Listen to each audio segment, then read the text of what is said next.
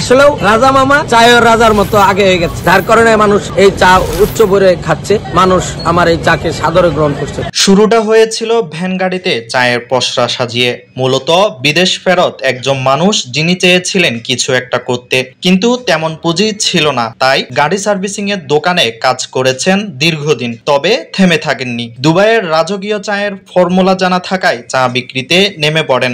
আমরা কিন্তু এখানে পানি 2018 সালে রাজধানীর বিমানবন্দর রেল স্টেশন এলাকায় ভ্যান গাড়িতে রাজকীয় চায়ের দোকান শুরু করেন দুবাই ফেরত আজাহার উদ্দিন রাজা। নাম দেন বিখ্যাত রাজা চা। কাজু বাদাম, জাফরান ও পেস্তা বাদাম সহ নানান দামি সব উপকরণ দিয়ে শুরু হয় বিশেষ এই চায়ের দোকান। সামাজিক যোগাযোগ মাধ্যমে ছড়িয়ে পড়ে রাজা চায়ের নাম। হুমড়ি খেয়ে পড়ে ভোজন প্রেমীরা। সেই ভ্যান গাড়ি থেকে শুরু হওয়া রাজা চায়ের আজ কক্সবাজার সহ দেশের বিভিন্ন প্রান্তে 28টি দোকান রয়েছে।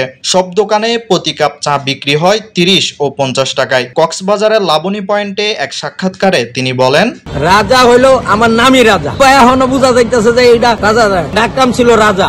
বলছি যে এখানে আসলে রাজা মামা, ফুটপাত থেকে ভাইরাল হলে কি হইলে তার সাথে মামা লাগানো হয়। আমিও দুবাই থেকে এই চাটা উৎপাদন করছি, দুবাইয়ের স্বাদ ট্রেডিশনালটা আমি এখানে দিয়েছি, যার কারণে মানুষ এই চা উচ্চ ভরে খাচ্ছে, মানুষ আমার এই চাকে সাদরে গ্রহণ করছে। Desk report, Chittagong news.